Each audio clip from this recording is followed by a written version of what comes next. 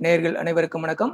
தமிழ்நாடு, புதுச்சேரி, கேரளா, மேற்கு வங்கம், அஸ்ஸாம் ஆகிய 5 மாநிலங்களில் நடைபெற்ற சட்டப்பேரவை தொகுதிகளில் பதிவான வாக்குகள் தற்போது எண்ணப்பட்டு வருகின்றன. தற்போது எந்த மாநிலத்தில் எந்த கட்சி அல்லது எந்த கூட்டணி ஆட்சியை பிடிக்கப் போகிறது என்பது குறித்த கள நிலவரம் ஏறக்குறைய உறுதியாகி கொண்டிருக்கிறது. இந்நிலையில் மேற்கு வங்கத்தின் தற்போதைய நிலவரம் என்ன என்பது குறித்து தற்போது பார்க்கலாம்.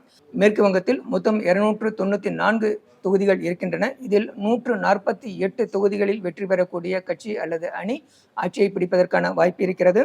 293 தொகுதிகளில் பதிவான வாக்குகள் இன்று எண்ணப்பட்டு வருகின்றன. ஒரு தொகுதியில் பதிவான வாக்குகள் எண்ணப்படவில்லை. அங்கு மறு தேர்தலுக்கு தேர்தல் ஆணையம் உத்தரவிட்டிருக்கிறது. மேற்கு வங்கத்தில் திரிணாமுல் காங்கிரஸ் கட்சி, பாரதிய ஜனதா கட்சி, சிபிஎம், காங்கிரஸ் ஆகிய 4 பிரதான கட்சிகள் இருக்கின்றன. எனினும் தற்போது இந்த தேர்தலில் பாரதிய ஜனதா கட்சிக்கும் ஆளும் திரிணாமுல் காங்கிரஸ் கட்சிக்கும் இடையேதான் போட்டி கடுமையானதாக இருந்து கொண்டிருக்கிறது. இந்த தேர்தலில் 92.47% வாக்குகள் பதிவாகி இருந்தன. தற்போதைய நிலவரப்படி பாரதிய ஜனதா கட்சி 192 இடங்களில் முன்னிலை வகித்து வருகிறது.